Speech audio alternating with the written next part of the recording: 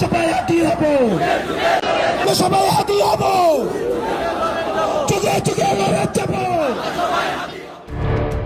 Singapore general হাসপাতালে চিকিৎসাধীন ইনকিলাব মঞ্চের আহ্বায়ক ও জুলাই গণ অভ্যুত্থানের সম্মুখ সারির যোদ্ধা শরীফ ওসমান হাদীর শারীরিক অবস্থা আশঙ্কাজনক বলে জানিয়েছে তার পরিবার ও সংগঠন।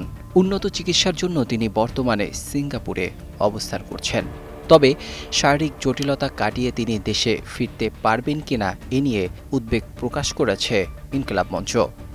নতুন এবং ফিরে আসা গ্রাহকদের জন্য নগদে চলছে ক্যাশব্যাক সহ প্রতিদিন হাজারো উপহার জেতার সুযোগ। হবে আশা আর ফেরা, সারপ্রাইজ সেরা।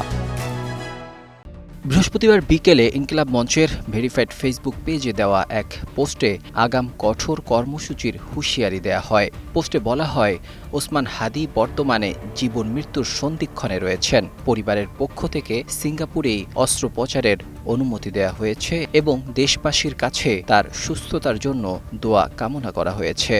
পোস্টে আরও উল্লেখ করা হয়, যদি শরীফ ওসমান হাদী দেশে ফিরতে না পারেন বা রবের ডাকে সাড়া দিয়ে শহীদের কাতারে শামিল হন, তাহলে সারা দেশের স্বাধীনতাকামী ও মজলুম জনতাকে সার্বভৌমত্ব রক্ষার দাবিতে শাহবাগে জড়ো হওয়ার আহ্বান জানানো হয়।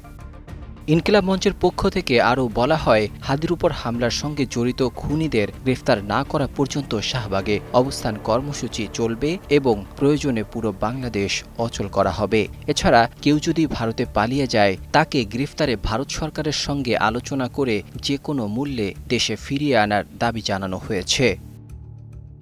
এর আগে 12 ডিসেম্বর শুক্রবার হাদী গুলিবিদ্ধ হওয়ার ঘটনার পর আমি হাদী আমি বাংলাদেশ স্লোগানে সামাজিক যোগাযোগ মাধ্যমে প্রতিবাদের ঝড় উঠেছে।